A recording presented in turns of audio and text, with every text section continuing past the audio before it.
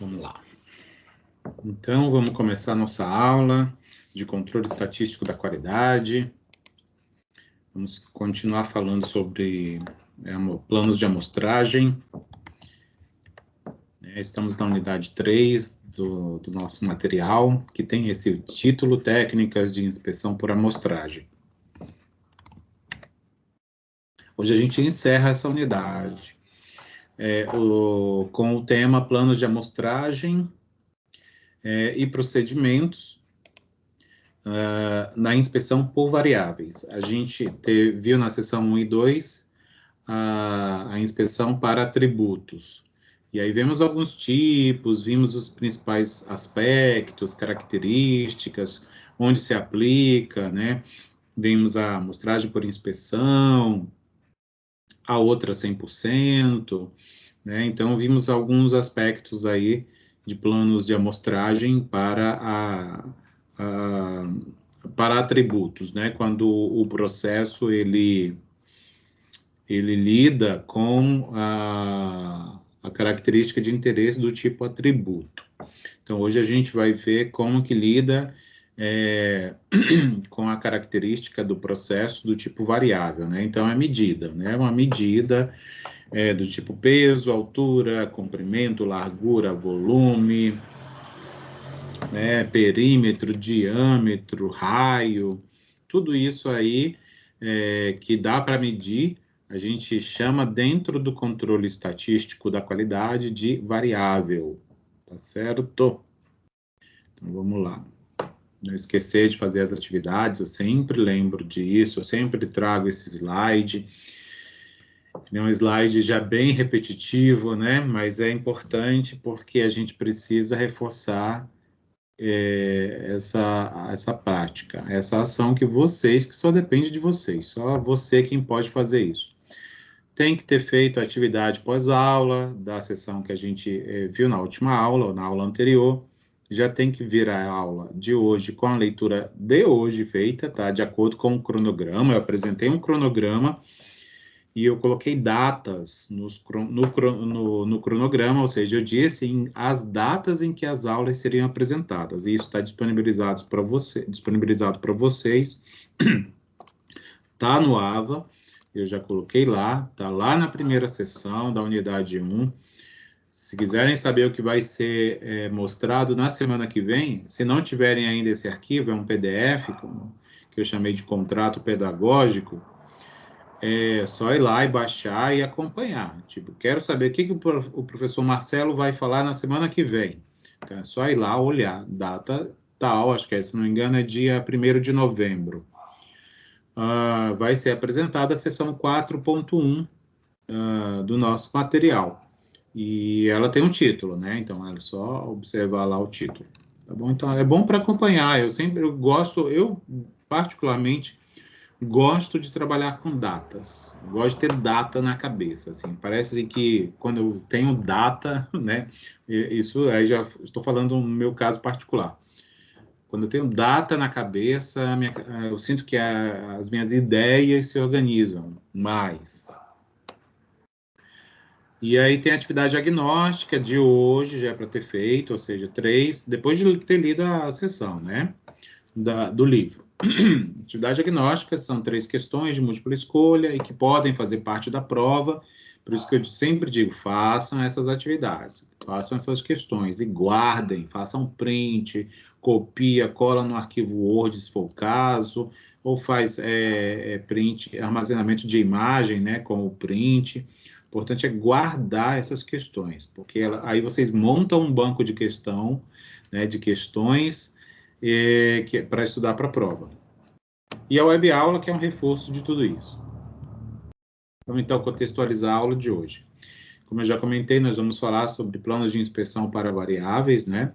São planos de amostragem para aceitação, tá? Então, a gente vai pensar no momento da aceitação, né? Então, aquele momento do processo em que uma matéria-prima é recebida na linha de produção, ou recebida no estoque, né, de um fornecedor, né, onde o fornecedor está entregando, enfim, nesse contexto aí que a gente faz a amostragem de aceitação, né? E aí lotes são inspecionados para saber se são aceitos ou não, a partir de um certo conjunto de condições que a gente impõe, né, a partir desses métodos, esses planos normatizados pela BNT, né? Tem uma norma, a BNT, que rege todo esse trabalho. Tá? Inclusive, vai ser uma atividade valendo pontos que vocês farão, que é a leitura da norma. Tá? Eu já coloquei no AVA e depois eu converso, ao final da aula eu converso melhor para explicar como que essa atividade deve ser feita. Então, vamos falar sobre planos de amostragem de aceitação, né, para variáveis. Eu já disse o que é variável, né, dentro desse nosso contexto aqui, do controle estatístico da qualidade. E eles poderão ser utilizados como alternativas quando estiverem disponíveis dados do tipo de medida, né, medição, como eu já comentei. Essa imagem aqui é só para representar uma curva gaussiana, que aí vem lá da estatística, né, esse conceito, e onde se utiliza muito conceito estatístico dentro do controle estatístico da qualidade, né? Não é à toa que o nome tem estatística no seu... o conjunto de métodos tem no seu nome a palavra estatística. Aí a gente tem que pensar na inspeção, né? A gente está no momento de inspecionar, né? Inspecionar lotes de matéria-prima, lote de produtos, né? E aí para saber se eles serão aceitos ou não. E aí os lotes são de cada lote se extrai uma amostra, ou seja, uma parte dele é inspecionada, é retirada para ser inspecionada, e essa parte retirada a gente chama de amostra. Então a inspeção ela vai consistir em medir essa variável, né? Ou a variável ou as variáveis que a gente está observando e acompanhando no processo, e que caracteriza o produto, né, que a gente produz. Estamos pensando no ambiente industrial, tá? E essa vai ser observada em relação a cada um dos N elementos que vão compor a amostra, como eu já disse, né? Uma parte dos lotes inspecionados são o que a gente chama de amostra, e é nesses elementos, nesses itens, que a gente observa, né? A gente inspeciona a característica acompanhada, para saber se está ok ou se não está ok. Como é uma variável, a gente pode construir um indicador, tá? Um indicador muito simples, uma medida de resumo, para resumir todas aquelas medições que a gente fez, né? Que trata-se da média amostral. Tá? É a média da amostra, ou seja, a cada item inspecionado, eu vou ter uma medida, né? Eu vou ter uma característica numérica. E aí, de características numéricas, a gente pode extrair uma média, ou seja, somar todas e dividir pela quantidade de elementos que eu somei. A decisão sobre a aceitação ou a rejeição do lote, né? Então, a gente pega essa média e trabalha ela de alguma forma metodológica, né? Com uma série de procedimentos normatizados aqui por essa NBR, né? E aí, isso são os resultados dessa inspeção ou da construção desses números, né? Desses resultados que a gente vai decidir, né? Vai fazer a tomada de decisão se rejeita ou não o lote. Isso vai ser feito comparando o conteúdo médio com o valor numérico de uma expressão algébrica que vai incluir alguns fatores, né? Então, aqui parece assim uma coisa bem complexa, mas não é lá tão essas coisas, não, tá? É uma frase, assim, muito bem elaborada pelo autor do nosso livro-texto. Então, vai ser, né, dentre esses fatores que ele comentou aqui, a especificação, que vai ser máxima ou vai ser mínima, dependendo do que eu desejar, né, do que o meu processo quer acompanhar. Vamos ter que, além da média da amostra, também retirar ou calcular o desvio padrão, que representará a medida de variabilidade desses valores que eu estarei produzindo, né, a partir da amostra. Vou ter que fazer uso de algumas tabelas de plano de amostragem e elas vão fornecer uns valores que a gente vai usar como referência também para tomada de decisão. Um deles é o que a gente chama de constante de aceitação K, tá?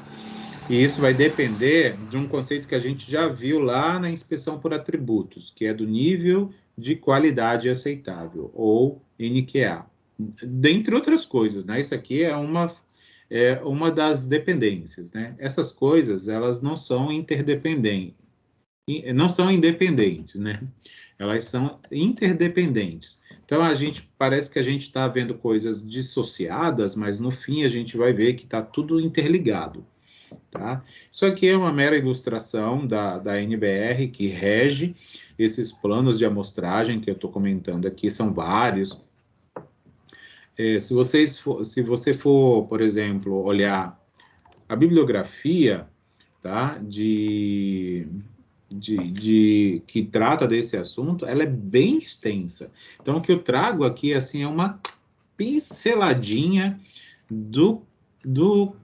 desse conteúdo, tá? Então, na realidade, eu estou falando isso para motivar vocês a buscar. De repente, se você tem interesse ou não de trabalhar aí nessa área, se tiver, é importante que busque maior conhecimento, porque o que eu estou apresentando aqui é mínimo, tá? É mínimo, tá? Então, pode até começar pela leitura da NBR, tá? A NBR é uma norma técnica, né? E nesse caso aqui, ó, ela tem esse título porque ela trata desse conteúdo, tá? De planos de amostragem e de procedimentos na inspeção por variáveis. Bem, esses planos aí, né, para variáveis, eles vão exigir que as características inspecionadas entendam como característica as medições, tá? São as medições que a gente faz nos itens que a gente está usando para compor a amostra. As amostras, né? São várias. E aí tem condições para a gente poder fazer uso de técnicas quantitativas, que é o caso, né? A gente está fazendo uso de técnicas quantitativas, ou seja, está usando estatística, usando matemática, né? Então, para usar essas técnicas, a gente tem algumas exigências, tá? E uma delas é de que essas características, essas variáveis que a gente acompanha, está usando para acompanhar o nosso processo de produção, elas deverão ter um comportamento de acordo com uma distribuição normal. O que é isso, né? Distribuição normal é uma distribuição de probabilidades, ou seja, é uma função, tá? Uma função matemática que, no fim das contas, é um modelo, tá? É um modelo que a gente chama de modelo estatístico, tá? O modelo estatístico, ele é diferente de um modelo matemático, porque ele, além de ter a sua parte determinística, que é puramente matemática, ela tem uma parte que a gente chama de aleatória, tá? Então, tudo que é assim, tudo que é que não está sendo controlado na minha modelagem, eu jogo ali no erro, que a gente chama erro aleatório. Então, aquilo ali vai meio que medir, né, a variabilidade do meu fenômeno que é estudado. Então, assim, grosso modo falando, né, a variável, uma variável quantitativa contínua ou numérica, né, quando ela tem um comportamento de acordo com uma distribuição normal, ou seja, o comportamento empírico dela é semelhante ao comportamento teórico de uma distribuição normal, é bom isso porque os testes estatísticos usados nesses procedimentos, eles pressupõem isso. E se, de repente, a variável ou as variáveis que a gente tá acompanhando não tiverem essa característica, os resultados que a gente vai obter, eles poderão ser errôneos, errados, distorcidos. E aí a gente pode errar na nossa decisão, tá? Então, assim, eu falei, né? Mas, assim, o que eu quero dizer, assim, se não segue essa condição, a gente pode ter resultado errado, não, mas distorcido.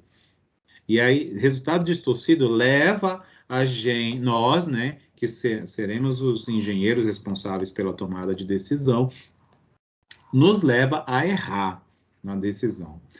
Assim, essa é a prática, né? Na prática, o que acontece? É isso, tá? Pode ser isso. Por isso que a média populacional, ou seja, a gente nunca vai conhecer a população de lotes, a população de parafusos, que é uma das matérias-primas que eu uso. A gente nunca vai conseguir inspecionar tudo que a gente produz, nem tudo que a gente recebe. Por quê? Porque senão a gente levaria a vida inteira fazendo isso. E aí a gente não ia produzir nada, não ia vender, não ia negociar, não ia fazer outras coisas mais na vida, ia só ficar inspecionando, né? Então, para que a gente não caia nessa, né, para que a gente também viva, a gente coleta amostras. Amostras, quando elas são coletadas sob uma série de condições e de procedimentos científicos, né? Porque aqui é um método científico, tá? Esse método que a gente está aplicando aqui no controle de processos são métodos científicos, ou seja, alguém pesquisou, alguém construiu, alguém estudou muito, mas muito mesmo, né, na história do controle de qualidade e construiu esses testes todos a partir de ciência, né, a partir de ciência. Por isso são técnicas científicas. E aí eu não estou conseguindo mudar o slide. Ah, mudei. Vocês estão me ouvindo? Aqui está dizendo que a minha rede está ruim. Sim, professor. Boa, professor. Boa. Estamos ouvindo, sim. Olha, a minha internet está ruim desde ontem. Ontem que eu tentei postar a atividade para vocês, ontem eu não consegui. Eu tive que acordar hoje muito cedo. Eu acordo muito cedo, em geral. Eu gosto de acordar cedo porque a minha cabeça funciona melhor de manhã. E hoje que eu consegui postar. Eu acabei de olhar aqui no Teams, dizendo, eu tenho um aviso aqui dizendo que a minha rede está ruim, a rede de transmissão de dados. Bem, vocês gritem aí, viu? Se de repente travar tudo aí para me dizer, tá bom? Ok. Vamos lá, então. Obrigado. Vamos falar, então, das vantagens, então, do uso desses planos de amostragem, né, para inspeção em variáveis. Não são todas as vantagens listadas, obviamente, tá? Mas aqui eu listo umas 3 aqui que eu coletei do nosso material e do livro do Montgomery, que é uma referência no estudo de controle estatístico de processos, tá? De uso de técnicas para isso. Uma delas é que, em geral, quando se faz o controle de processos, né, ou uso de planos de amostragem para variáveis, o tamanho das amostras, assim, tem uma tendência a ser menor, tá? Então, as amostras são menores, o que isso vai impactar no meu trabalho? Eu vou realizar o trabalho mais rapidamente. Quanto menos item para inspecionar, ou seja, quanto menor a minha amostra, mais rápido eu termino esse trabalho, né? E isso comparando com a inspeção por atributos, tá? Então, o que isso, assim, quer dizer de fato, né? Que quando eu inspeciono características de variável, né? Faço plano de amostragem, inspeciono, coisas assim, eu obtenho a informação de forma mais rápida, tá? Do que por atributos. Então, isso eu estou falando, eu já falei várias vezes, eu já falei desde o começo do nosso curso, não é uma fala minha, desses autores, desses pesquisadores aí, desses estudiosos, né, desse material, eles dizem e afirmam isso. Então, isso já está mais do que provado. Quando um controle de qualidade fica inspecionando ou fica controlando o processo por característica que não é numérica, ou seja, está defeituoso, não está torto, não está torto, tá quebrado, não está quebrado, né? Isso é atributo. Quando se inspeciona por esses aspectos, essas informações, em geral, tem-se uma lentidão maior no trabalho e tem-se menos informação, tá? Mas isso não quer dizer que invalida o trabalho, né? Só demora um pouco mais para se decidir. Quando se trabalha com variável, em geral, tem-se menor custo. E aí é quando se faz uma análise de custos aí, né, desses trabalhos todos. Tudo tem custo, né? Nada é de graça, nada mesmo na vida. né? Tem menor custo de inspeção em testes destrutivos, principalmente, ó, né? Que se o teste é destrutivo, então, olha só, por isso que não dá para inspecionar, fazer inspeção total, né? Por exemplo, numa situação dessa, né? Teste destrutivo, tem que pegar só uma parte, porque vai destruir, né? O produto ou a matéria-prima. As medidas, né, as variáveis, elas fornecem mais informação sobre o processo de fabricação e também sobre o lote. Isso eu já comentei. Isso aí é considerado também uma vantagem. Óbvio que nada é 100% vantajoso também, né? Tudo tem o seu lado bom e o seu lado ruim. Essas técnicas aqui para variáveis também têm suas desvantagens. E aqui eu listo, não são todas também, são muito mais que isso, certo? Mas aqui eu posso trazer algumas de acordo com o nosso livro-texto, tá? E com o nosso material também de referência. Os dados, eles necessários, eles vão ter maior custo de observação. Ah, mas aí contradiz o que você disse que vai ser menor custo, mas aí, principalmente, o menor custo ali é com respeito a teste destrutivo, tá?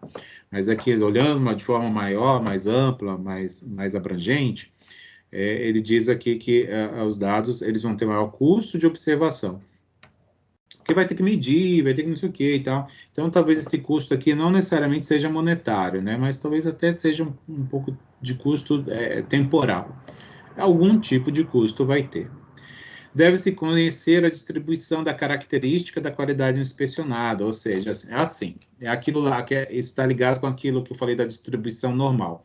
Eu tenho que ter uma mínima noção do comportamento teórico, né? Comportamento empírico da minha variável, eu tenho que conhecer ou ter uma aproximação dele com uma distribuição teórica que eu conheça.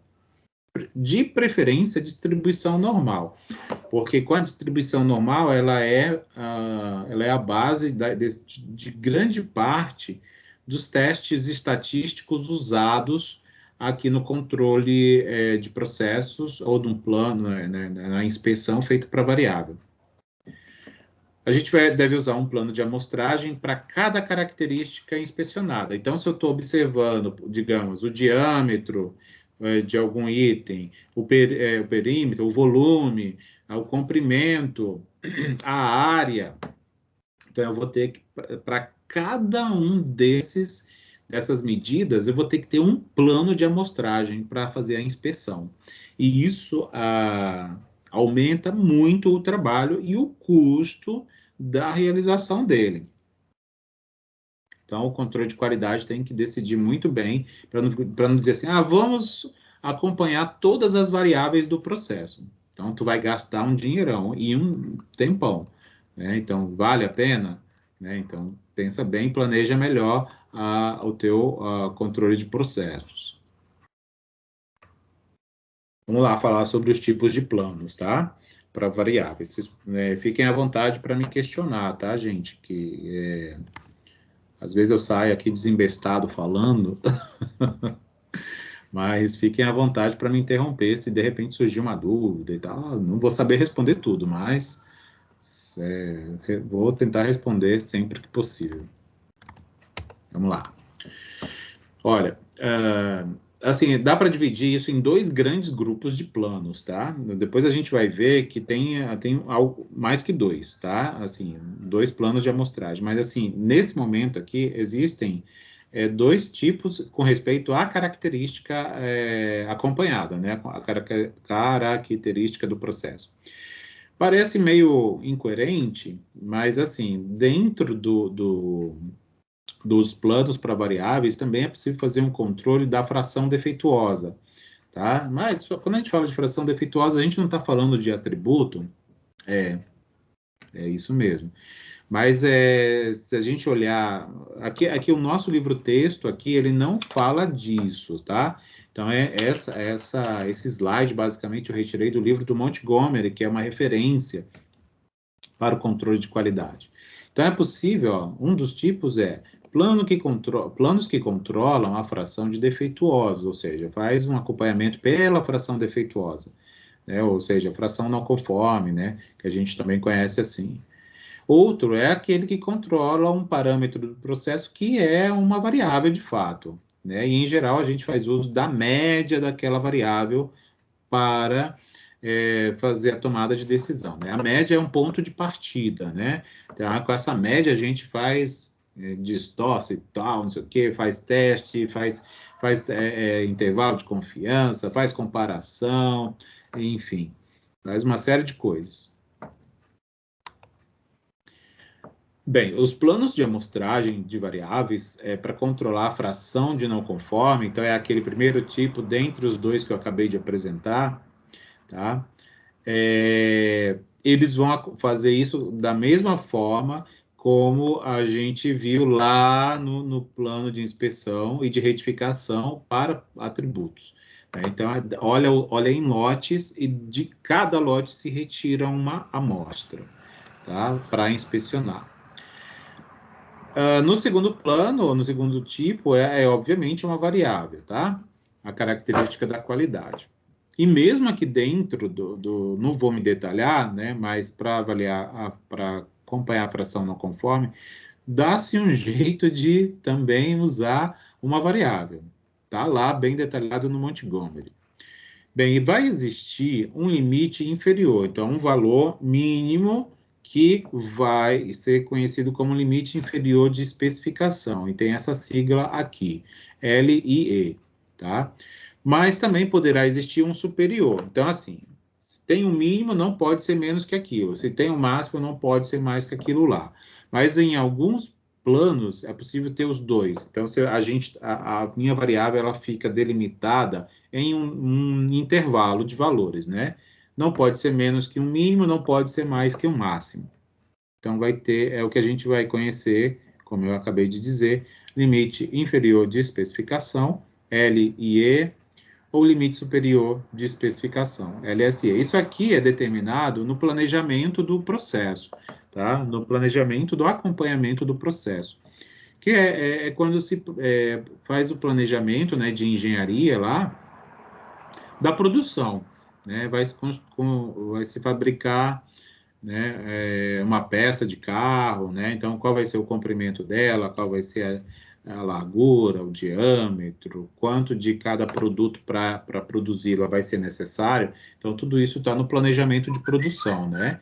E nesse planejamento de produção é onde surgem esses elementos aqui, os valores de especificação. E é aí onde vão existir os aceitáveis, né? O limite aceitável. Então, pode ser só um mínimo, pode ser só um máximo, ou pode ser ou muitas vezes, eu acho que até eu vou chutar, acho que o mais comum é estar entre um mínimo e um máximo aceitável, sabe? Que é o que ele chama de especificação. Fora disso, o produto é reprovado, tá bom? Duas maneiras ou dois procedimentos de organizar os cálculos para o plano de amostragem de variáveis, tá? Então, vamos ver aí essas duas maneiras, ou esses dois procedimentos. O primeiro deles, que eu chamo de procedimento 1, de acordo com o nosso material, tá? Ele é feito da seguinte forma. Há uma seleção, né, de uma amostra de N itens, tá? Esse N é um número, tá? Então, vai ser o que vai representar a quantidade de itens que eu estou inspecionando de um lote, tá? Que eu retirei para inspecionar. E aí é feito um cálculo de uma estatística ou de uma medida, tá? Como a gente está trabalhando com variável, falar de variável é possível a gente falar de um conceito da estatística conhecido como desvio padrão. Tá? Desvio padrão, talvez vocês lembrem quando vocês fizeram a disciplina de estatística, ou talvez alguma outra disciplina aí do curso, né, que muitos deles também lidam com esse conceito, né? Por exemplo, a pesquisa operacional, né? Lá na pesquisa operacional, eu sei que em algum momento se fala de desvio padrão. E algumas outras aí, acho que gestão da manutenção também deve falar, se não me engano fala, gestão de projetos, não sei. Algumas aí eu sei que de vez em quando surgem uns conceitos estatísticos, não só aqui no nosso, né? Então, a gente vai considerar que esse sigma, isso aqui é uma letra grega, tá? Você talvez deixa eu... Ó, é uma letra grega, ela é sigma, tá? Ela é sigma minúsculo. Vocês sabiam que o sigma maiúsculo é o somatório? Aquele símbolo do somatório é o que a gente... É uma letra grega aquilo. E aquilo é o sigma maiúsculo, ou seja, esse aqui é o minúsculo, é o sigma minúsculo, aquilo lá é o sigma maiúsculo. Tá? Curiosidade. Então, essa estatística aqui, ó, que a gente vai calcular. Tá? Isso aqui é uma padronização. Tá? Isso aqui é uma padronização. Então, eu estou padronizando a média, olha, do meu processo, a média do meu lote, né? Da minha amostra, na realidade, tá? É a média da minha amostra, do lote que eu estou inspecionando. Como é uma variável, eu posso calcular uma média. X barra representa a média amostral.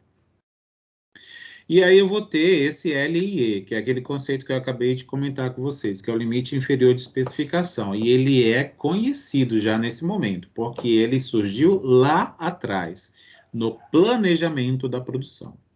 Quando eu subtraio o limite inferior de especificação da média amostral, né, e divido pelo desvio padrão, isso aqui considerando que o desvio padrão da produção ou do processo como um todo é conhecido. Tá? Ah, mas aí, em geral, a gente não vai conhecer. É verdade, a gente não vai conhecer. Mas se a gente não conhece, a gente tem uma forma de superar essa dificuldade. Então, a gente calcularia isso aqui, tá? Nesse primeiro procedimento, para fazer o planejamento o plano amostral para inspeção. Essa equação número 1, que eu estou chamando aqui, ó, a equação, ela vai expressar a distância que foi detectada entre a média amostral, né, então, da amostra, e o limite inferior de especificação. E aí a gente, quando faz essa padronização, a gente está transformando isso para unidades de desvios padrão, tá? Qual é a interpretação que a gente vai dar para isso aí? Quanto maior for esse valor aqui, ó, dessa estatística, Z, índice LIE, que é uma estatística padronizada, quanto maior for o valor numérico aqui obtido, mais afastada a gente vai poder dizer que a média amostral, X barra, está desse limite inferior de especificação. Tá? E, consequentemente, né, o que isso quer dizer? Ela está mais afastada desse ponto de corte aí. Até agora eu não sei dizer, mas agora a gente vai saber. Menor vai ser a fração de defeituosas do lote. Tá? Então, quanto maior esse valor, melhor vai ser. Porque a gente vai ter a chance, né, a chance de ter menos defeituosos. Então, aqui, ó, percebe? A gente usou um plano de amostragem para variável, mas a gente está avaliando pela fração defeituosa. E aí é onde vai concordar com aqueles dois tipos que eu comentei ali. A gente está olhando o plano de amostragem para variável e está falando de fração defeituosa, parece haver uma inconsistência, e não é.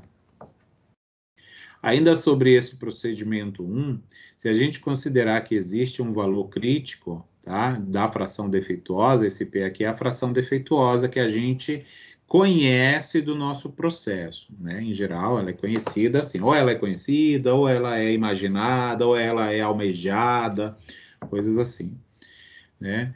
E se a gente disser que esse valor crítico, né, dessa fração defeituosa, ele não vai ser superado com uma certa probabilidade, tipo assim, eu sei que 90% de certeza de que nunca vai se ultrapassar 10% de defeituosos. Então, é meio dessa forma que eu estou pensando aqui.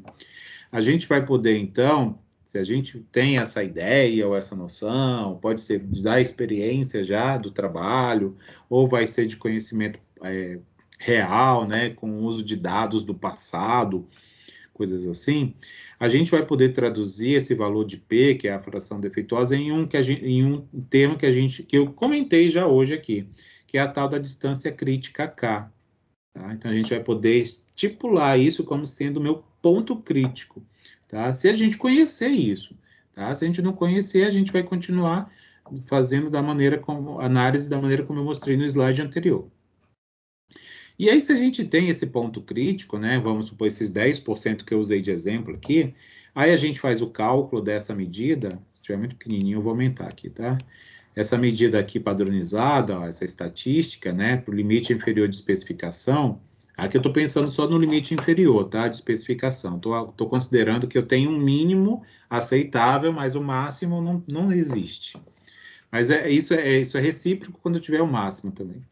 E aí, olha só, se esse valor padronizado aqui ele for maior ou igual a esse valor K, que é essa distância crítica, né, ou seja, a distância vai estar muito distante, né, a ideia é aquela coisa da distância da fração defeituosa, a gente vai aceitar o lote, né, que a gente está inspecionando. Por quê? Porque os dados amostrais, estão indicando que a média está bem acima desse limite inferior de especificação determinado. Isso garantindo que a fração de itens não conformes do lote é satisfatória, ou seja, está num nível de qualidade totalmente aceitável. No entanto, se a gente... Eita, peraí que eu cliquei no botão errado, é esse.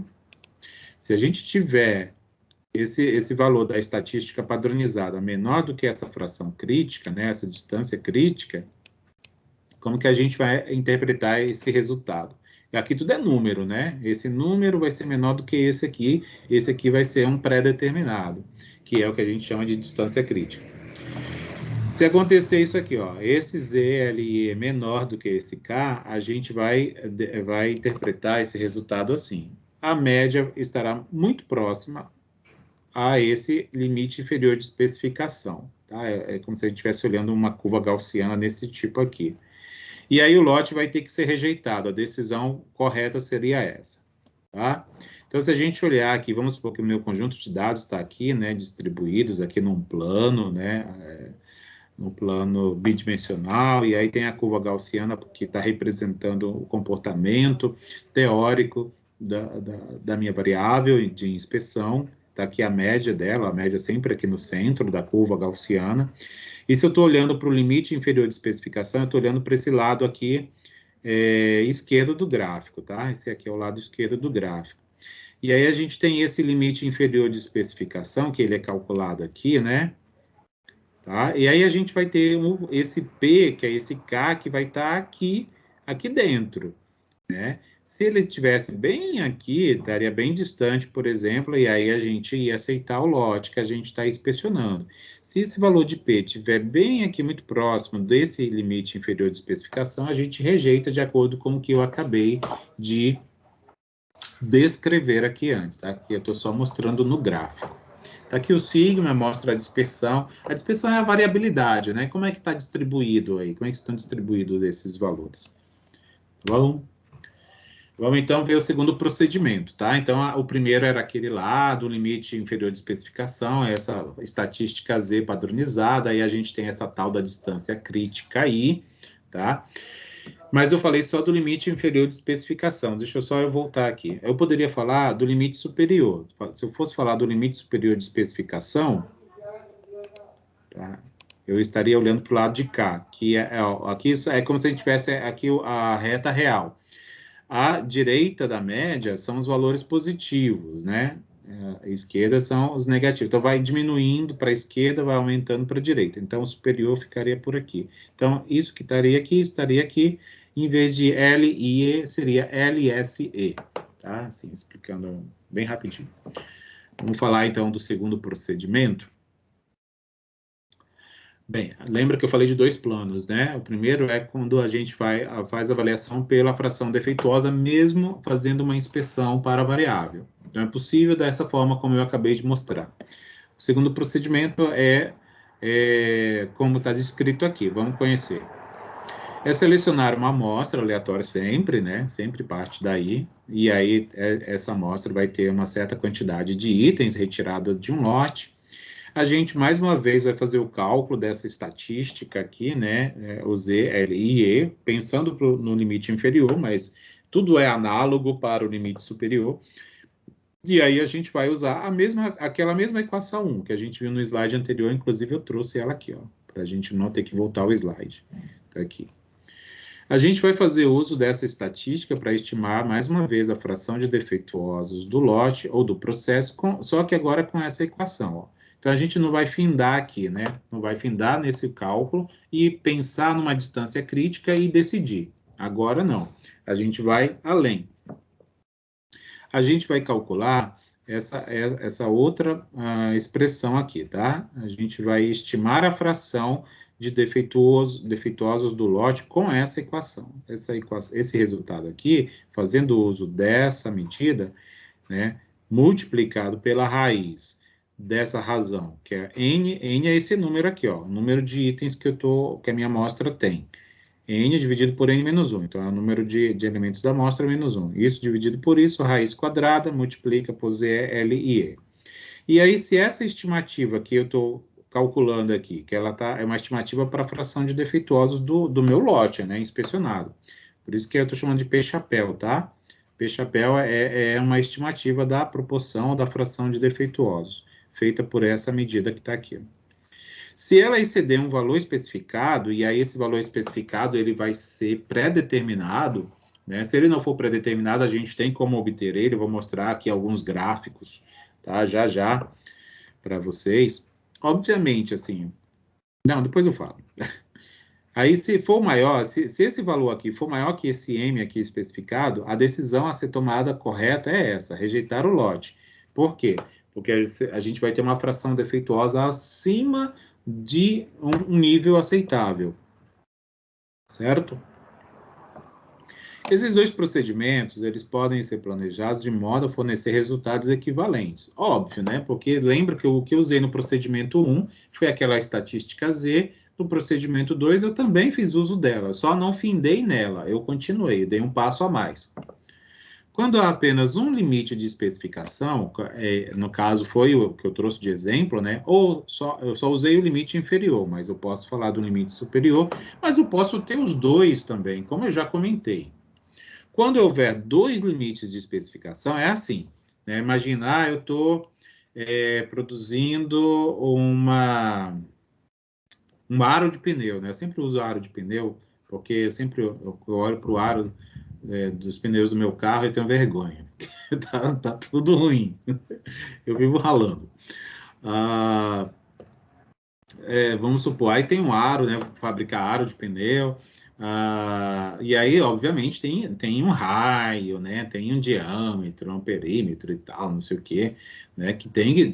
Não pode ser maior, muito maior, nem muito menor, porque senão não dá para fabricar um pneu padrão, né? Para determinados modelos de automóveis. E aí tem que ter um mínimo e um máximo, né? E aí, no caso, vai ter que fazer uso desse LIE, limite inferior de especificação, e LSE, limite superior de especificação. A gente vai usar o procedimento 2, que é o mais apropriado, tá? Quando tem-se dois limites, que é aquele do método M, né? Onde esse M era lá o limite, né, da fração defeituosa, né? Um ponto de corte. Acima dele, rejeita. Abaixo dele, aceita o lote. Certo? Acho que se eu estiver muito rápido, mais uma vez, galerinha, me interrompam e peçam para eu repetir se de repente eu não fui claro em algo.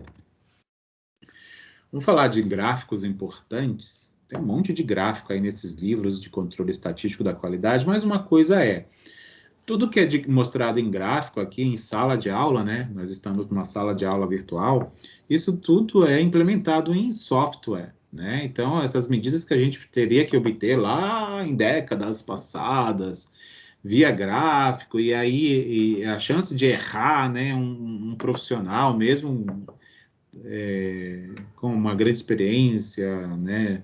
Ou gabaritado, bem formado e tal, a chance de errar é muito maior quando se usa um gráfico num papel para escolher aquela distância crítica, aquele método M, que é uma medida também, né? Olha só isso aqui, né?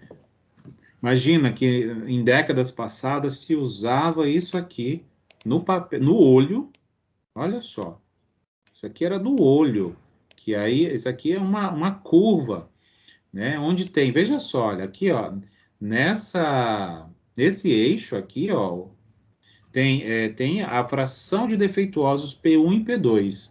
Tá? Eu vou já comentar aqui, ó. Tá aqui, ó. P1.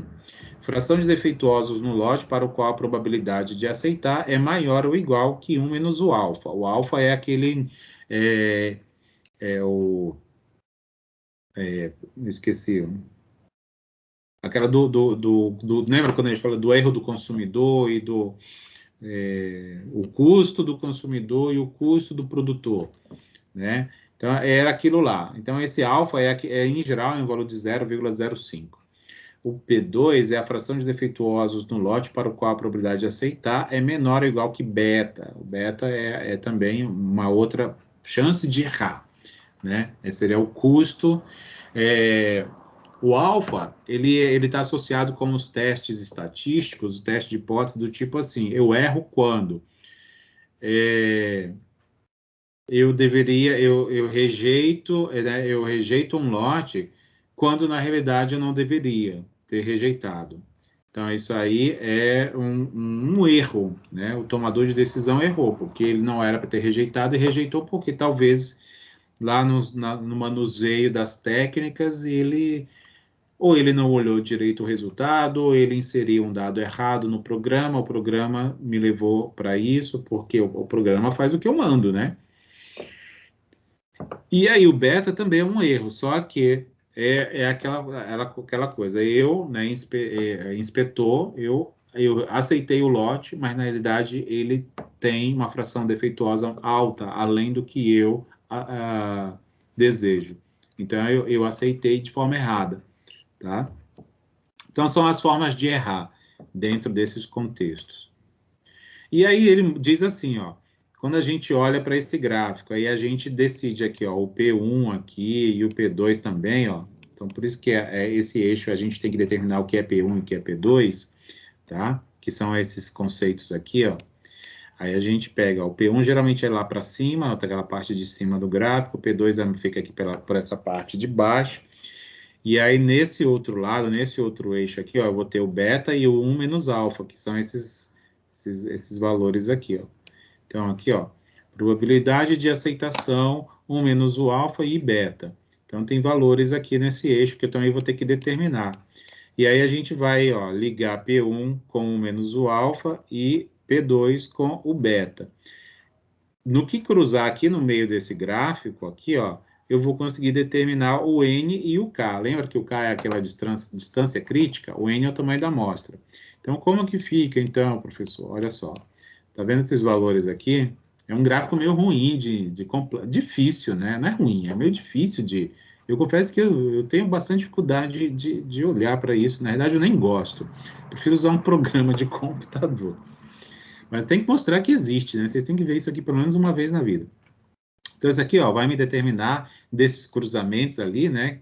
Assim, ó, que a gente vai fazer, ó.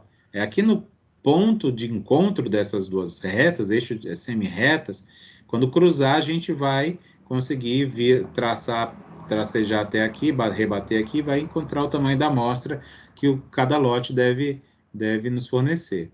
E o K, tá aqui, ó, tá vendo o K aqui, ó? Então, esses valores aqui, ó, são os valores de K. Aqui também, ó, desse lado aqui, ó, são os valores de K. Quem é K? É aquela distância crítica. Então, o meu limite é onde eu tenho o meu nível de qualidade aceitável, tá? Da fração defeituosa. É muita informação aí nesse gráfico. Ele é conhecido como ábaco para elaboração de planos de amostragem de variáveis. Tá? Então, ele é muito usado naquele procedimento 1. Lembra que eu falei de 2 procedimentos dos planos de amostragem para variável? Então, ele é usado, ele é útil no procedimento 1. Então, ele é um gráfico importante, mas certamente todas essas informações que aqui estão, elas poderão ser obtidas, ó, o N e o K que eu estou buscando aqui, ó, esse NK, certamente um programa de computador me fornece muito mais rapidamente. Outro gráfico que era muito usado em décadas passadas, quando não se tinha a tecnologia muito mais avançada, é esse, que é justamente aqui, ó, que ele é usado no que a gente chama de procedimento 2, né? Lembra lá que eu mostrei, né? Um gráfico para determinar a fração de defeituosos máxima permissível. Então, esse M aqui, lembra? Eu falei do método M? Esse M é a fração defeituosa máxima permissível. tá? Então, ele está nesse eixo aqui desse gráfico, ó. Esse, tá vendo o M aqui, ó? M, ó, tá aqui, ó, tá? Então, esses valores aqui, ó, vão representar essa fração defeituosa máxima. Quando a gente está aqui, né, olha, esses valores aqui, ó, são tamanhos de amostra, tá? Então, N, ó, 3, 4, 5, aí tem essas curvas aqui que representam o comportamento, né, do meu processo, que é do meu plano de inspeção. Aqui nesse eixo horizontal, tá? Nesse eixo horizontal do gráfico, né, ele vai ser obtido, ó, de acordo com essa fórmula matemática que está aqui, ó. Tá? 1 menos K, o K já vai ter que ser determinado. O N a gente tem aqui, ó, a gente vai escolher uma dessas curvas, então o N vai ter que ser pré-determinado por N mais 1. Lembra o que era isso aqui? Era muito parecido com aquele Q que estimava a fração defeituosa no procedimento 2. Só que lá era o Z, né? Mas aqui é o K, que é aquela distância crítica. E aí a gente faz esse cálculo aqui, e aí vai chegar em um valor aqui igual ou muito próximo dos que estão aqui apresentados, tá? Que eles chamam isso aqui, ó, para planos de desvio padrão, tome a abscissa. Então, é isso aqui, quando a gente calcula isso, a gente vai ter que chegar em um desses valores ou muito próximo deles, para a gente escolher aqui, e aí dependendo do tamanho da nossa amostra, a gente vai escolher uma dessas curvas aqui para a gente encontrar o valor de M. Às vezes, assim, ou a gente tem M e aquele lá, e a gente vai encontrar o N, ou a gente tem N e quer encontrar o M.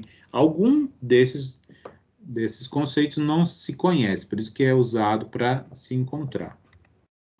E aí tem esse outro, tá? Que também é muito importante. Isso aqui ajuda a gente a estimar a fração defeituosa a partir de Z, aquela estatística padronizada, que é a padronizada para o limite inferior de especificação ou limite superior de especificação. Olha como que ele é construído. Tem aqui umas curvas aqui, tem o valor de Z nesse eixo aqui, ó. Aqui são os valores para Z.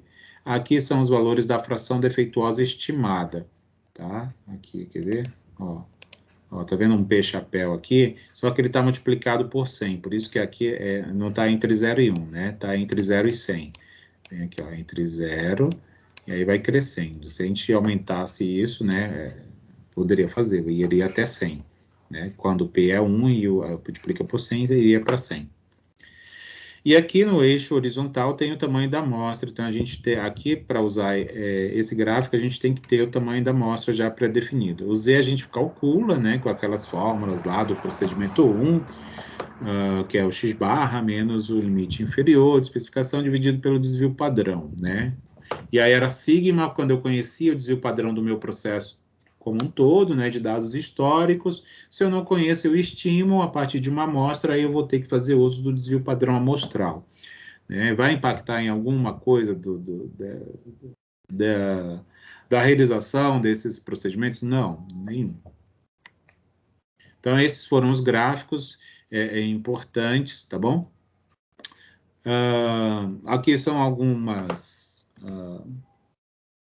observações, tá? Quando houverem limites de especificação, o procedimento 2 é o mais indicado, então tinha 1 e o 2 era só um limite, calculava Z, comparava com aquela distância crítica e decidia.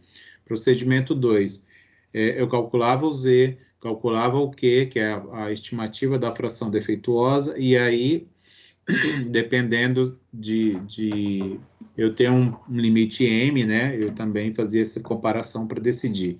Acima desse M, eu rejeito o lote, abaixo desse M, eu aceito. E aí, lá no primeiro, era o contrário, né? Acima do K, eu aceito o lote, abaixo do K, eu rejeito o lote, porque está muito próximo, né? Lá no procedimento 1. Obtemos o tamanho da amostra N, sempre tem que obter, obviamente, senão a gente não consegue fazer a inspeção, e determina o valor K por algum daqueles gráficos, tá? Ou então a gente estipula para um plano limite único que tem os mesmos valores desejados. Aí tem lá aquela fração, né? Aquelas frações de defeito, tem aquelas probabilidades de erro, né, na decisão, porque é possível errar também, né? É possível eu errar aceitando um lote que é ruim, é possível errar rejeitando um lote que era bom. E aí, essas duas letras gregas aqui, ó, alfa e beta, elas estão relacionadas justamente com essas tomadas de decisão erradas, que o plano de dois limites de especificação, tá? Quando a gente vai usar P1 e P2, quando a gente tiver dois limite superior e limite inferior. A gente vai obter esse valor de M, que é aquela proporção máxima, né, aceitável de defeituosos. Vamos calcular esses limites lá né, de especificação padronizados, né, e aí a gente vai obter essas frações defeituosas, né, com aquele Q, né, lembra que o Q era o P chapéu também, só que a gente vai ter dois, porque a gente tem dois limites aqui, né, então vai ter o limite inferior de especificação e vai ter a fração defeituosa para o limite superior. Quando a gente estima, a gente calcula aí vai ter um resultado numérico, né? Então, entre 0 e 1, né? Porque é proporção isso. Por isso que é até a letra P, tá? Então, a gente, quando soma, e se a gente somar e esse resultado da soma for menor ou igual que esse M, que é esse valor M aqui, ó, que é a fração máxima aceitável, né, de defeituosa, a gente vai decidir pela aceitação do lote. Se isso aqui não for satisfeito, a gente vai, então, rejeitar o lote. Certo? Vamos, então, falar, deixa eu ver que horas são, sobre o plano de amostragem para a média do processo, que é o que a gente já vem falando, né? Só que, dessa forma como eu tenho apresentado, nesses dois procedimentos, a gente tá meio que burlando, né? Vou falar assim. A gente está usando a fração defeituosa para fazer um estudo de inspeção para a variável. Então, estou meio que voltando atrás. Mas é assim, tá? O procedimento, existem procedimentos que trabalham dessa maneira. Muitos desses planos para variáveis, eles são usados no que eles chamam de amostragem de material a granel, né? São sacos, tambores, caixas, né? Enfim, que tem lá uma quantidade volumétrica e coisas assim. E aí faz uso também, não só aqui, mas também faz uso de testes estatísticos. Vou falar do primeiro deles, tá? O que é conhecido como amostragem em cadeia. Tá? O que é isso aí? Então, tem aqui 4 itens que vão especificar o que é a amostragem em cadeia. Para cada lote, né, lote inspecionado, né, a gente vai selecionar a ser inspecionado, a gente vai selecionar uma amostra de tamanho N. Então, primeiro começa assim, não vai se inspecionar todos os lotes, né? Então, seleciona-se uma quantidade de lotes, de cada lote, seleciona-se uma quantidade de itens a qual compõe cada lote, para inspecionar. E aí monta-se um tamanho de amostra, uma quantidade. E vai se observar os defeitos. O que tem defeituoso? Não tem. Defeituoso vai depender do que eu tenho no meu processo, né, planejado e almejado. 2. Se a amostra tiver 0 defeitos, né, então eu estou lá com uma amostra que eu estou retirada de um lote que está na vez da inspeção.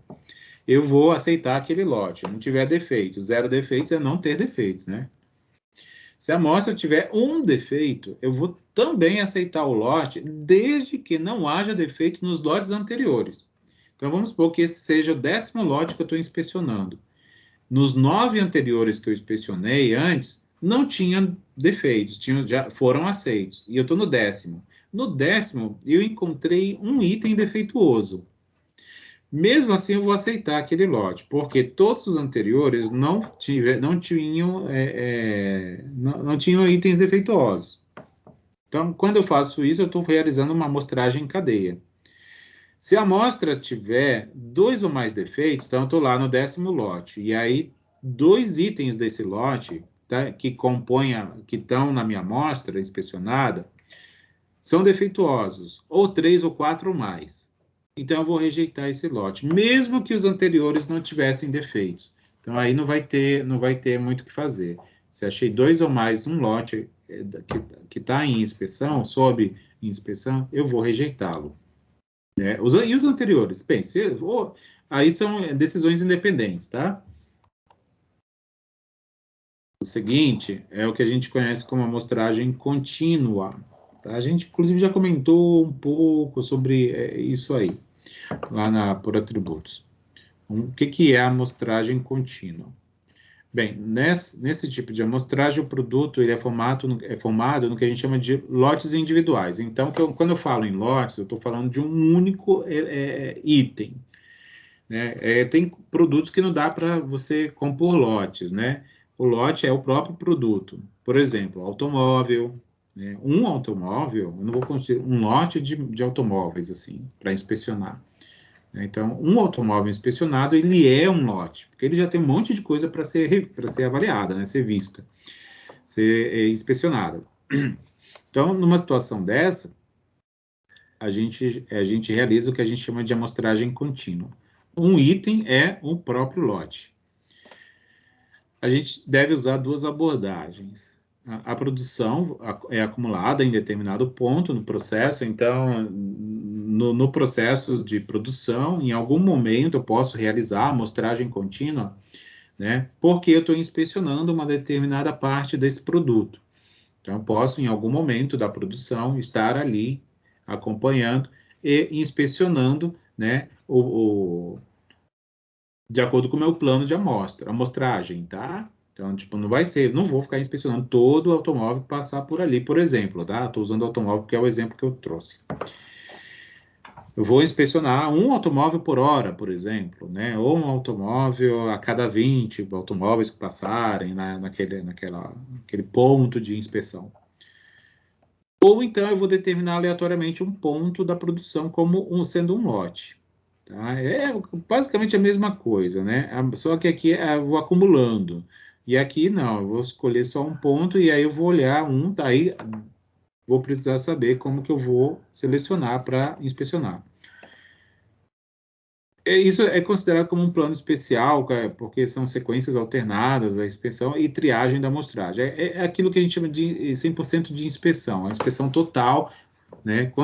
Se o meu produto ele é o lote, eu estou meio que inspecionando ele completamente, né? Completamente dentro do planejamento de inspeção, né? Existe um outro que chama de omissão de lotes, tá? De outro plano de amostragem para variável. Ele chama de omissão de lotes. Esse plano, esse planejamento, ele é usado quando a qualidade do produto já é boa. Já se sabe, a linha de produção está rodando muito bem, no nível super adequado. Então, já tem-se a certeza de que o produto que é fabricado ali já sai num nível muito bom. É uma versão da amostragem contínua, tá?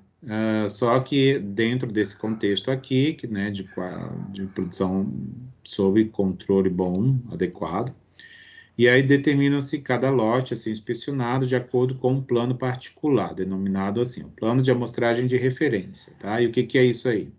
Tá, acho que está pequenininho, né? Então, diz assim, ó, todo lote é inspecionado, tá? Então, como não vai se amostrar muito, né? Então, o que se escolheu para inspecionar faz a inspeção completa. Quando uma determinada quantidade de I, estou chamando de I para ser genérico, tá? De lotes são aceitos, então a gente muda a inspeção, tá? Então, sai da inspeção por omissão. Né? Omissão é como se a gente tivesse, deixa passar, né? Nesse espírito aí. E aí, uma fração F, tá, de lotes vai ser inspecionada. Por quê? Aceitou-se, vamos supor, aceitei muito, né? Já estou aceitando, já faz não sei quantos dias. Opa, então, essa perfeição, ela não é muito duradoura, a gente tem que sempre desconfiar. Então, a gente muda um pouco. Então, ela não é usada, assim, por longos períodos, tá? E aí, escolhe-se uma fração de lotes, ou seja, uma quantidade maior, né? Desculpa, uma quantidade menor, né? Porque a gente a gente não vai mais inspecionar completamente, mas um número de lotes maior numa quantidade de amostras menores.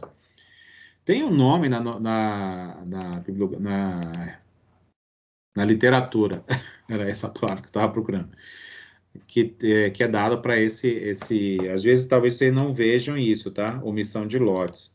Vocês vão ver o nome desse plano assim, ó, SKSP-2. É o nome do inglês, tá? Vem do inglês essa sigla aqui para esse tipo de plano de amostragem para variável. Então, de repente, talvez vocês não encontrem isso, porque, inclusive está na referência do Montgomery, ele fala disso aqui. Ele fala muito assim, mas ele também usa o omissão. Mas o livro de Montgomery é um livro traduzido, que ele é um livro originalmente escrito em inglês.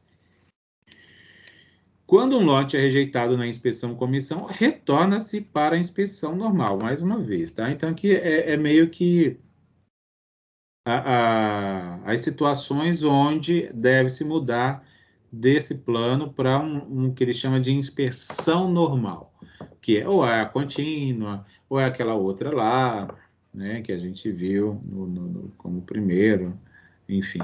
Tá? Então, vai ser mais rígido, tá? Então, a gente sai desse contexto aqui de qualidade muito boa e volta para a realidade, vou dizer assim.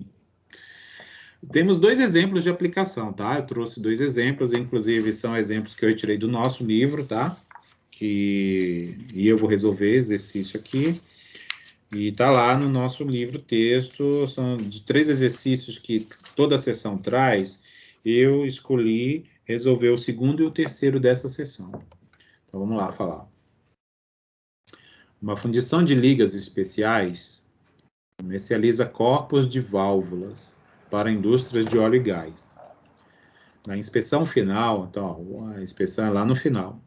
Os corpos de prova, esses corpos aqui, né, de válvulas, essas válvulas, eles estão apensos aos corpos das válvulas, tá? O corpo de prova é o que está aí junto, né, está na válvula. São submetidos a um ensaio que ele chama de resiliência e a especificação vai ser essa aqui. Essa resiliência que ele chama é alguma medida, né, que ele é dado dessa forma aqui, ó, maior ou igual que 331 mJ por metro cubo. Eu acho que isso aqui é megajoule, né? Na verdade, eu não fui confirmar, mas eu suspeito que seja isso. E aí diz assim, se 0,5% ou menos desses corpos de prova estiverem abaixo do limite, desse limite aqui, ó, tá? Aqui é um mínimo, né? Ó, maior ou igual, então isso aqui é um mínimo, tá? A fundição deseja aceitar o lote, tá? Com probabilidade 0,98. Então, 98% de chance de aceitar. Isso é dado assim. Então, a fração defeituosa é essa que ele diz aqui, ó. 0,5% ou menos dos corpos estiverem abaixo, né? Rejeita, né? Porque tem que estar acima. E é isso aqui representa o que a gente chama de fração defeituosa. Ó. Esse 0,5%, quando a gente transforma isso para número decimal, fica assim, né? É dividir isso por 100. Então, P1 é 0,005, tá? E se a probabilidade de aceitar é 0,98, isso quer dizer que isso é aquele termo 1 menos alfa, tá? Que eu mostrei lá naquele gráfico lá, quando eu falei daqueles conceitos de rejeitar. O alfa é rejeitar um lote que era bom. O 1 menos alfa é aceitar um lote bom. Tá? Então, esse 0,98, ó, aceitar o lote com probabilidade 0,98, então o 1 menos alfa, que é o complemento, é 0,98. Enquanto que, se 3% ou mais estão abaixo desse limite aqui da resiliência, a fundição vai rejeitar com probabilidade 0,90. Tá? Isso aqui vai me trazer esse beta, que é o beta eu errar em aceitar um lote ruim. Né? Então, 3% estiverem abaixo, eu vou rejeitar com essa probabilidade alta. Que bom, né? Que bom. Que aí o complemento disso para 1 é o 10%. Então, em 10% das vezes, eu tenho chance de 10% de aceitar um lote ruim. Sempre tem uma margenzinha de erro, né? Sempre tem que ter, porque a gente não é perfeito, então a gente erra.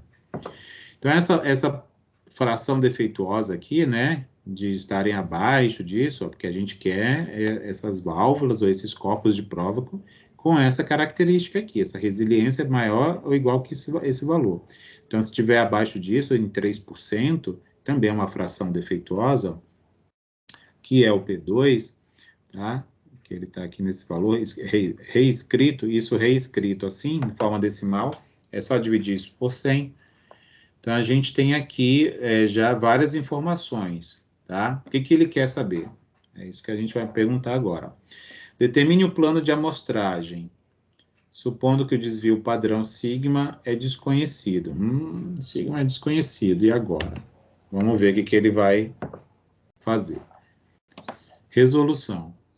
Para achar o plano amostral, precisamos traçar uma linha conectando o ponto 0,005, que é o P1, então a gente vai usar gráfico, tá? A gente vai usar um daqueles 3 gráficos, na realidade é o primeiro deles, porque a gente tem 4 informações aí nesse exercício. Tem o P1, tem o P2, tem o 1 menos o alfa, tem o beta, né? Então, se a gente tem esses 4 itens, a gente pode construir aquelas semi-retas para elas se cruzarem, a gente vai conseguir encontrar o plano amostral, ou seja, o plano amostral é qual é o tamanho da amostra que eu vou coletar de cada lote, e qual é a distância crítica aí, né? Eu consigo achar o valor de K, né? Que vai ser, assim, o ponto de corte, às vezes. Se for mais que isso, né, eu rejeito, se for abaixo, eu aceito. Então, o ponto 0,05, que é o P1 na escala de fração de defeituosos, naquele ábaco, né, para elaboração do plano de amostragem. 0,98, que é 1 menos o alfa, tá? Seria legal ter escrito aqui, né? Na escala de probabilidade de aceitação. Em seguida, traçamos uma linha análoga conectando esses pontos, tá? O P2, 0,03, e o PA, probabilidade de aceitação, 0,10, né? Aceitar um lote ruim. Então, na realidade, era bom eu ter colocado aqui o beta igual a 0,10, né? O beta igual a 0,10. Então, depois eu corrijo isso aí no complemento e antes de enviar para vocês. Então, lembra lá do gráfico, ó, vamos só ler o que está escrito aqui, ó. Na interseção dessas linhas, temos que o K é 2, ou tá aqui, ó, bem aqui, eu vou já mostrar. Suponhamos que o sigma seja desconhecido, né? Que é o que o exercício pediu, para a gente considerar assim. Então, a gente vai seguir uma linha, uma linha curva do ponto de interseção até a escala superior do tamanho da amostra. Isso que é aqui, ó. No cruzamento, aí a gente segue aqui, ó. Chegou lá na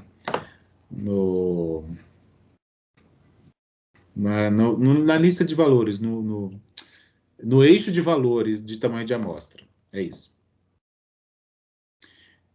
Resulta no N70, tá aqui, vou já mostrar. Assim, o procedimento consiste em tomar uma amostra, então tá aqui, o plano que ele quer é isso aqui.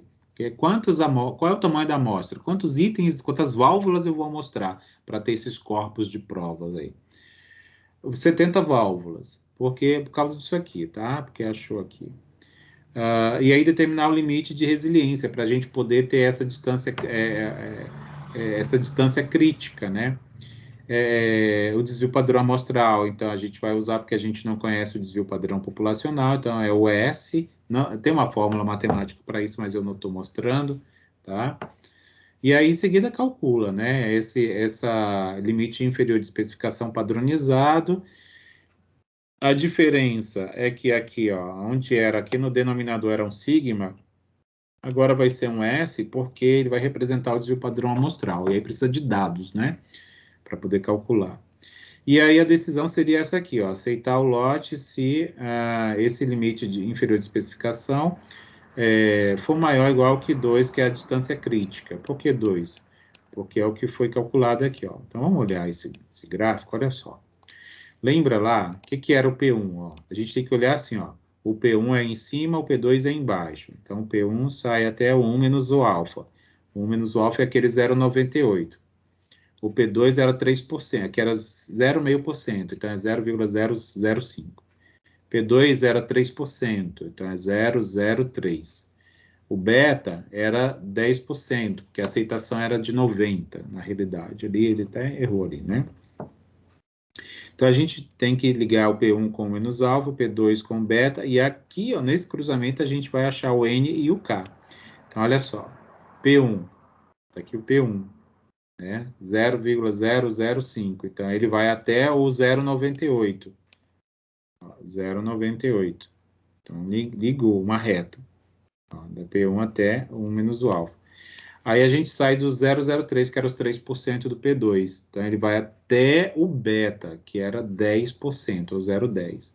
Então, 0,03 sai até aqui, ó, o 0,10 no beta.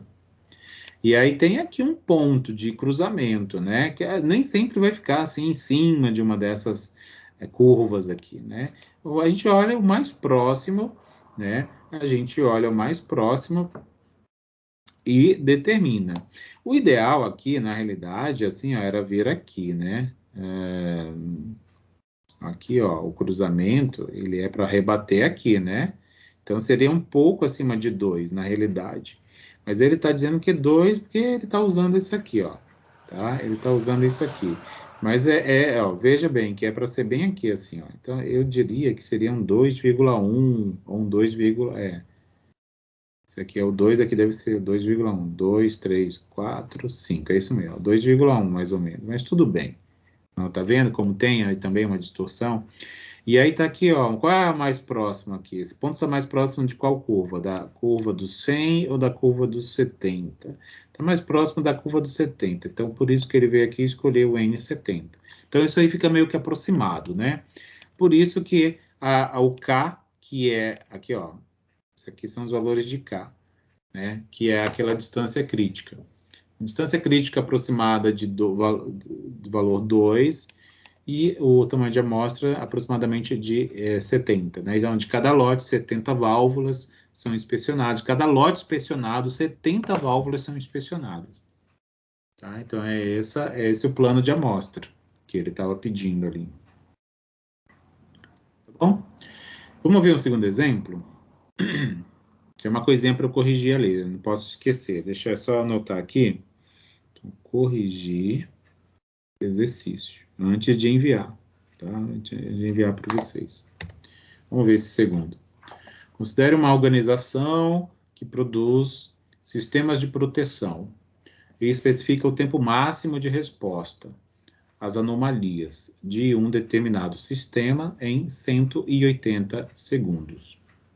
Se 0,1% ou menos dos sistemas acionam o modo de resposta abaixo desse limite, né, abaixo desse limite aqui, né, de 180 segundos, a organização deseja aceitar o lote, com probabilidade 0,90. Então, aceitar, né, é falar do alfa, tá? Então, o menos o alfa é 0,90, tá? O menos o alfa. Aceitar com 0,90, tá? O P1 é 0,001 por causa disso aqui, ó, tá? 0,1%. Se a gente divide isso por 100, transforma em número decimal, número puro, né? Enquanto que se 2% ou mais desses sistemas acionam o módulo de resposta acima de 180 segundos, então a gente falar de P1, falar de P2 é falar geralmente inferior, né, limite inferior de especificação e limite superior. A organização deseja rejeitar o lote com probabilidade de 0,98. Então, o P2 vem daqui, né, de 2%, né, dessa fração defeituosa, né, então é 0,02, dividir isso por 100. Se está rejeitando com essa probabilidade, né, porque está acertando, então a chance de errar, ou seja, aceitar esse lote com essa fração defeituosa é de 0,02%. Dividir isso por, na realidade, desculpa, é isso daqui, é daqui, ó, vem daqui, tá? Esse daqui é aqui, e esse daqui, ficou em coincidência, tá? Ficou 002, 002. Por isso que até eu me embananei. Dado que N é 50, então eu já conheço aqui o tamanho de amostra que eu vou retirar de cada lote. Conheço a distância crítica, então já foi me fornecida, é 2,7. Conheço aquela fração defeituosa máxima permitida, né? Então é 0,04, então é 0,4%.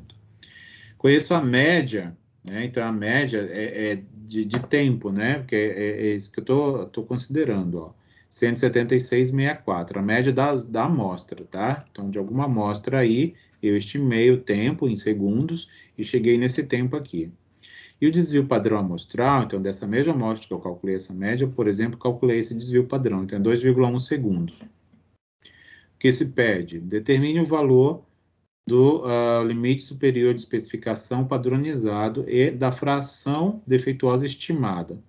E faça a sua decisão, né, a sua conclusão, que é o que pede o resultado.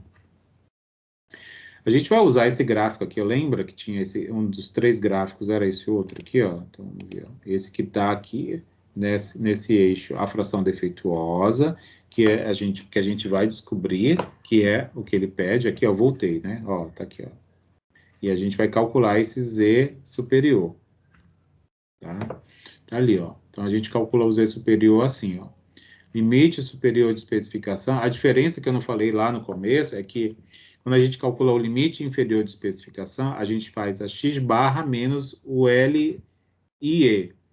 Quando a gente vai falar do limite superior, a gente inverte e troca por LSE. LSE menos x barra.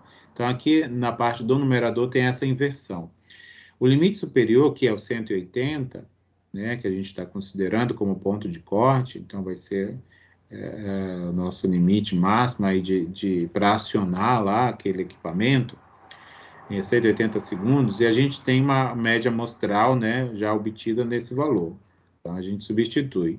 O desvio padrão também, que a gente estimou por alguma amostra aí, que a gente teve acesso. Então, a gente tem tudo isso numérico agora. É só fazer esse cálculo e que dá 1,6. Tá? Dá 1,6. A gente vai usar esse gráfico porque a gente quer encontrar quem? Aquele M que é... M não, desculpa. O M a gente já sabe. A gente quer a fração defeituosa estimada. Então, olha só. A gente calculou o Z. Foda, a gente calculou o Z aqui, ó, 1,6. Então, a gente tem aqui nesse gráfico... Por que eu escolhi esse gráfico? Porque agora eu tenho um valor para Z. Eu tenho o tamanho de amostra, que é quanto? Vou voltar aqui, ó. 50, ó. Eu tenho um tamanho de amostra que é 50.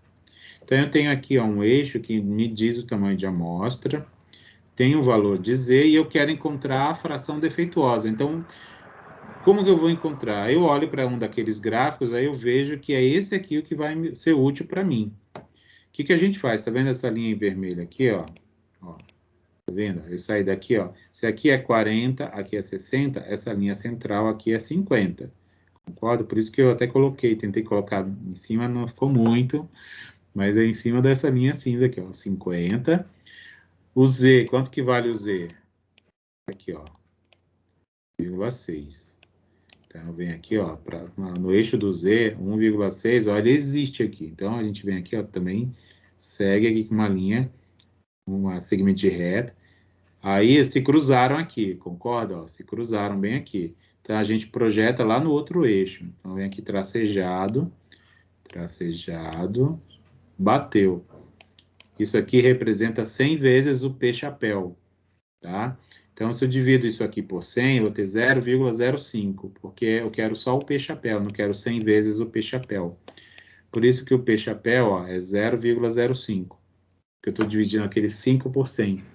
Então, a gente chegou aqui ó, numa fração defeituosa de 0,05.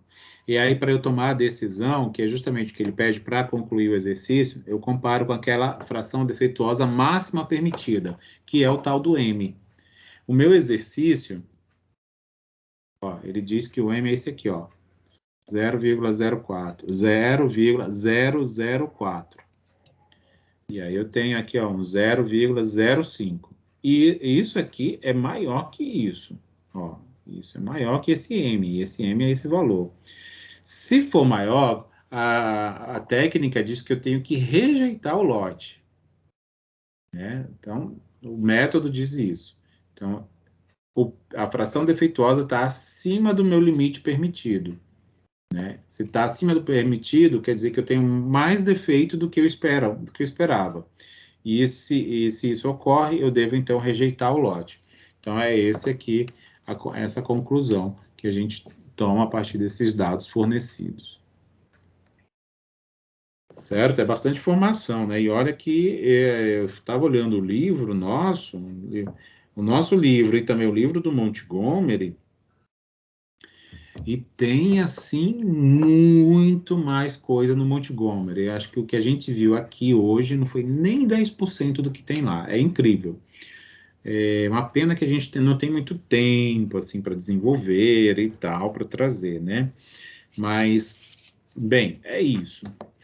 A gente viu, então, hoje, plano de amostragem para a inspeção, né? E a inspeção por variável. Vimos lá aqueles tipos existentes, né? Falamos dos procedimentos, basicamente dois, quando a gente olha para a inspeção por atributos, né? Mesmo dentro da inspeção para variáveis, mas quando a gente vai lá para as variáveis, a gente faz aquela distribuição lá, né? Da contínua, da omissão e da outra lá, né? Para acompanhar o processo por uma medida, né, que é uma variável que é assim que a gente conhece dentro do controle estatístico da qualidade. E aí a gente viu dois exemplos, eu quis mostrar, eu peguei esses dois exemplos do nosso livro-texto para trazer aqui para a gente enxergar como que essas coisas se aplicam, né? Tem bastante conceito ali, o que é P1, o que é P2, o que é alfa, não sei o quê. Num primeiro exercício, num primeiro contato, a gente meio que fica sem saber. Mas aquilo ali é exercício, né? Teria que pegar esses aí, refaçam, tá? Tentem refazer, vou só fazer aquela correção que eu vi, achei que é importante. Na realidade, nem é uma correção, é uma complementação do exercício, o primeiro exercício que a gente viu aqui, né, de aplicação, eu acho que vai ficar mais claro o que está ali descrito. E aí o segundo está bem explicadinho ali, acho que vocês conseguem refazer, assim, entender bem. Certo? Tá aqui, ó, nosso livro-texto, o livro do Montgomery, que é uma referência, ele está lá na biblioteca virtual, disponível para vocês. Se de repente vocês quiserem dar uma olhada, por curiosidade, eu aconselho que vocês vejam, tá? O livro do Montgomery é um livro legal, assim, é um livrão. Eu tenho ele, um livro físico meu, impresso, eu tenho ele. Eu estudei nele lá na minha graduação, nos anos 90, faz um tempo já. Acho que foi em 98, mais ou menos, quando eu fui o meu primeiro contato com esse livro. Façam as atividades, galerinha, tá bom?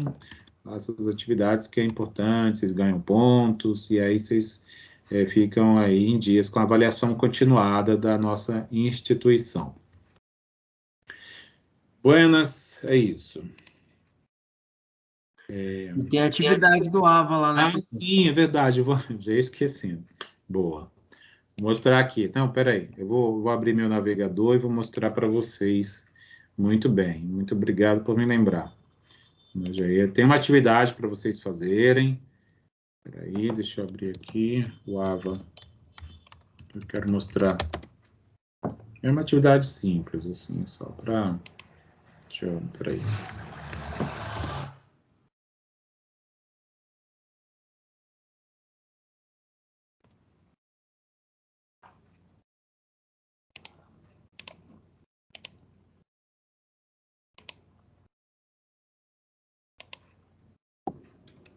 Pronto, apareceu aí? O AVA? Apareceu, professor. Sim? Não entendi, desculpa. Apareceu. Ah, beleza. Sim. Tá bom.